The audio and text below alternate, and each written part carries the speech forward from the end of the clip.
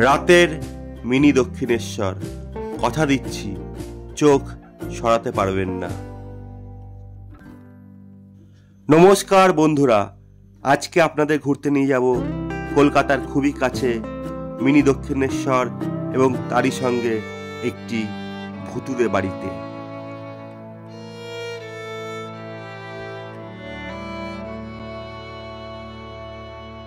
ভিডিওটা শেষ পর্যন্ত দেখবেন। প্রথমেই দেখাবো গিরিবালা মন্দির এবং তারপরেই দেখাবো এই পোড়ো বাড়িটি।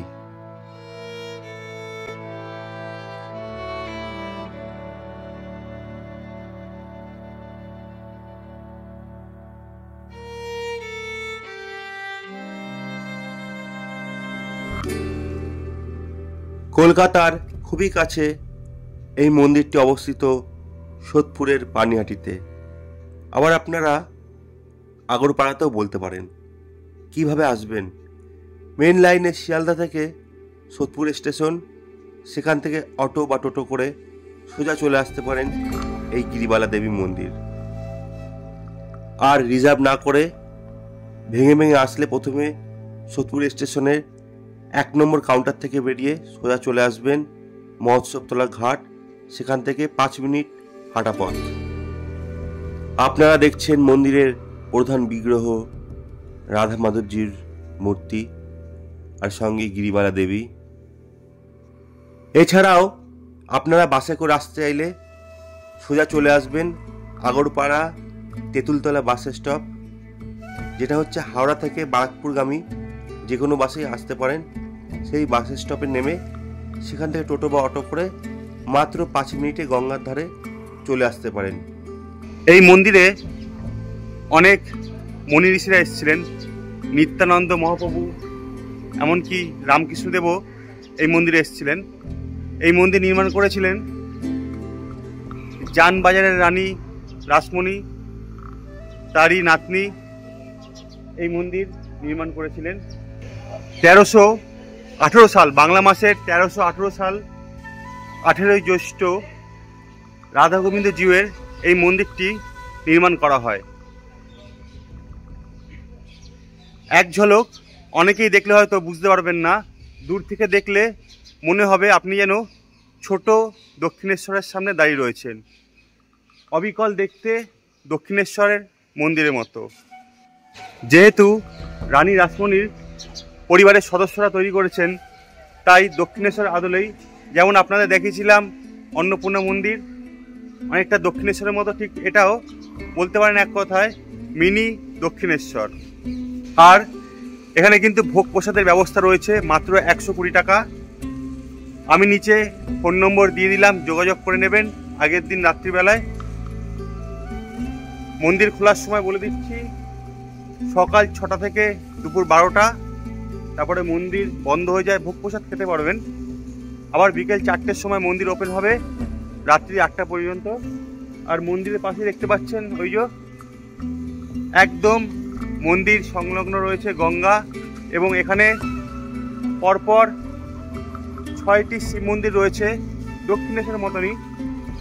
দক্ষিণেশ্বরে বেশি আছে, এখানে 6টি আছে। এখানে এই যে 3টে শিব মন্দির, ওইদিকে 3টে শিব মন্দির, ওদিকে যাচ্ছি মন্দিরে দেখাবো। আর ওই পাশে রয়েছে নাথ মন্দির।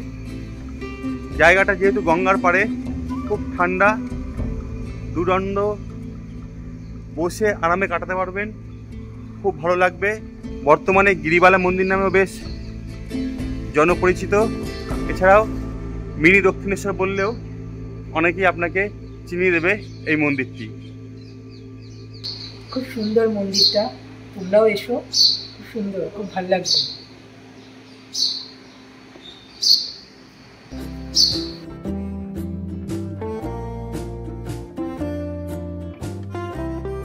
এইখানে পরপর 6টি শিব মন্দির রয়েছে এবং প্রত্যেক কটা মন্দিরের আলাদা নাম রয়েছে, নামগুলো বলছি। তবে একটা কথা বলবো, পানিহাটিতে আসলে এই মন্দিরে অবশ্যই একবার আসবেন। এত দুর্দান্ত সুন্দর মন্দিরটা, এবং মন ছুঁয়ে যাবে, শান্ত নিরিবিলি গঙ্গার তীরে। এই মন্দিরগুলি আলাদা আলাদা নামকরণ রয়েছে। প্রথম মন্দিরটির নাম রামেশ্বর, আর দ্বিতীয়টির নাম রাজেশ্বর। মন্দিরের দেওয়ালে কিন্তু খুব সুন্দর দেবদেবীর মূর্তি রয়েছে, কলকা করা কাজ রয়েছে, চোখে পড়ার মতো। অনেকটা বিষ্ণুপুরের মন্দিরগুলির মতো টেরাকোটার হালকা কাজও রয়েছে। 3 নম্বর দেখে নিলেন গোপেশ্বর মন্দির। এই মন্দিরেও খুব সুন্দর কাজ। এক কথায় প্রত্যেক কটা মন্দির নিখুঁতভাবে সময় করে দেখে নেবেন। সুন্দর সুন্দর দেবদেবীর মূর্তি রয়েছে। 4 নম্বরে আমরা দর্শন করলাম বাবা তারকেশ্বর মন্দির, আর 5 নম্বরে রয়েছে ভুবনেশ্বর। সব শেষে দর্শন করব গিরিশ্বর মন্দির, এবং এখানে একজন কাকিমা বসেছিলেন, ওনার থেকে এই মন্দির সম্বন্ধে 2-4 কথা জেনে নেব। আর এই মূর্তিটি কিন্তু বেশ, চাইলে সেলফি তুলে নিতে পারেন। মনির বড় মেয়ে পদ্ম, পদ্মর ছেলে গণেশ চন্দ্র, গণেশের ছেলে গোপাল, গোপালের স্ত্রী ওই গিরিবালা দেবী বসে আছেন, মালা জপ করছেন, উনিই করেছিলেন। হ্যাঁ হ্যাঁ। আর এইখানে কবে ভিড় হয়? প্রচন্ড ভক্ত আসে। অন্নপূর্ণা পুজো, অন্নপূর্ণা পুজোর সময়, দুর্গা পুজো, এখানে মণ্ডপে দুর্গা পুজো হয়, অন্নপূর্ণা পুজো। অন্নপূর্ণা পুজোর দিন যেই আসে এই 4টে-5টা অবধি যতক্ষণ থাকবে বিনা পয়সায় খেতে পায়। আচ্ছা, অন্নপূর্ণা পুজোর দিন বিনা পয়সা ভোগ খেতে পারবে। আর এই মন্দির খোলার সময়, বন্ধের সময়? সকাল 6:30, 6টায় খোলে, 6:30টায় আরতি হয়। আর রাত্রি দুপুরে ভোগের পর 12টার পর বন্ধ হয়ে যায়। আবার এই বিকাল 4টায় খোলে, রাত 8টায় বন্ধ হয়। মানে সকাল 6টা থেকে 12টা আর বিকেল 4টে থেকে। আর এখানে ভোগের ব্যবস্থা আছে? কুপন কেটে ভোগ খায়। মানে কেউ যদি ঘুরতে এসে কুপন কাটে সঙ্গে সঙ্গে পেয়ে যাবে, না আগে বলতে হবে? আগের দিন বললে ভালো হয়, কিংবা ফোন নাম্বার নিয়ে গেলে ফোন করে দিলে। আচ্ছা, আমি নিচে ফোন নম্বর দিয়ে দেবো, আপনারা এই নম্বরে যোগাযোগ করে যদি ভোগ প্রসাদ খেতে চান আগের দিন ফোন করে নেবেন, তাই তো? কুপনে কিরকম কি পড়ে? কুপন প্রাইস আগে 120 টাকা ছিল, কোথায় ওইটাই আছে এখনো 100, মানে 120 টাকা কুপন প্রাইস। ধন্যবাদ কাকিমা। আপনার নামটা? ছবি দাস। ঠিক যেমনটি দক্ষিণেশ্বর মন্দির সঙ্গে নাট মন্দির, ঠিক সেই প্রকার মন্দিরের সঙ্গে নাট মন্দির। এবং মন্দিরের বাইরেও কিন্তু 2-4টে মূর্তি রয়েছে, যেখানে কিনা আপনারা ফটো তুলতে পারবেন। আগেও বলেছি, আবার বলছি, চোখে পড়ার মতো, চোখ ঘোরাতে পারবেন না। আর এই যে নাট মন্দিরের ভিতর থেকে আপনাদের দর্শন করাচ্ছি রাধা মাধব জিউকে। দেখতেই পাচ্ছেন মূল বিগ্রহ।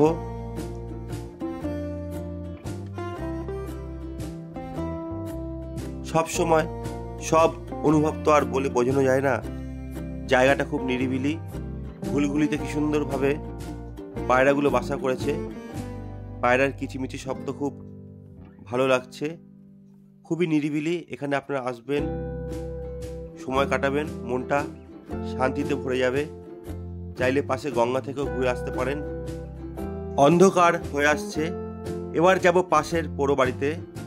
আর অন্ধকার হলে হালকা লাইটের আলোয় মিনি দক্ষিণেশ্বর দেখুন কি অপরূপই না লাগে।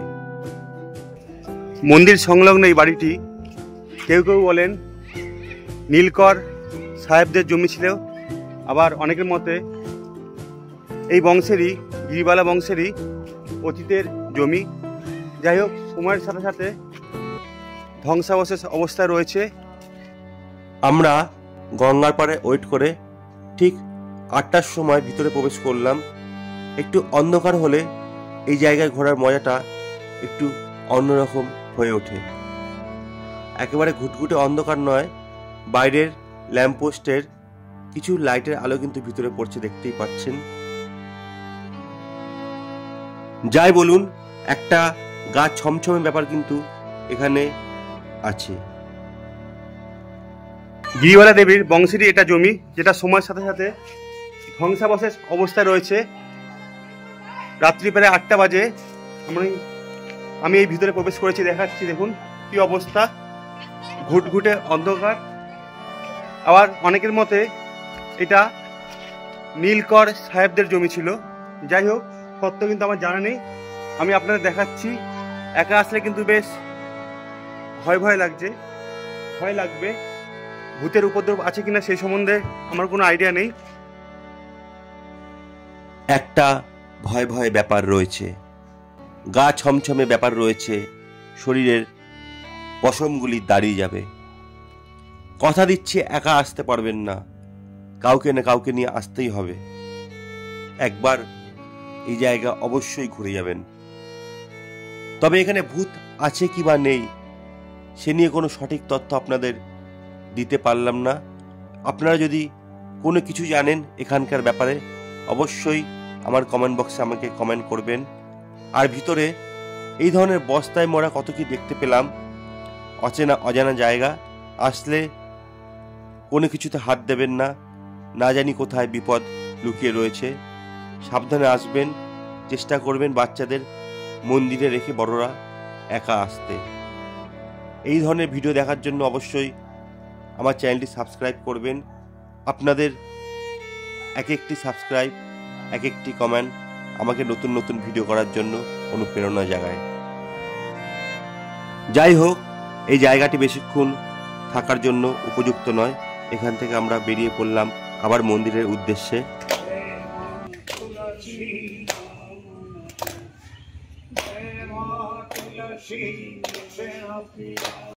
মন্দিরের রাতের দৃশ্যটা একবার দেখুন, কি অপরূপ লাগছে, চোখ সরানো যাচ্ছে না। আপনাদের কেমন লাগছে এই রাতে মিনি দক্ষিণেশ্বর? একবার অবশ্যই কমেন্ট করবেন, আপনাদের কমেন্টের আশায় রয়েছি। ভালো থাকবেন, অপরকে ভালো রাখবেন। আবার দেখা হবে অন্য কোনো সময়, অন্য কোনো নতুন ভিডিও নিয়ে। আজকের মতো এখানেই বিদায় বন্ধু, টাটা। সবশেষে গঙ্গার পাড়ে একটু আমরা জিরিয়ে নেব। তো ধন্যবাদ, ভালো থাকবেন।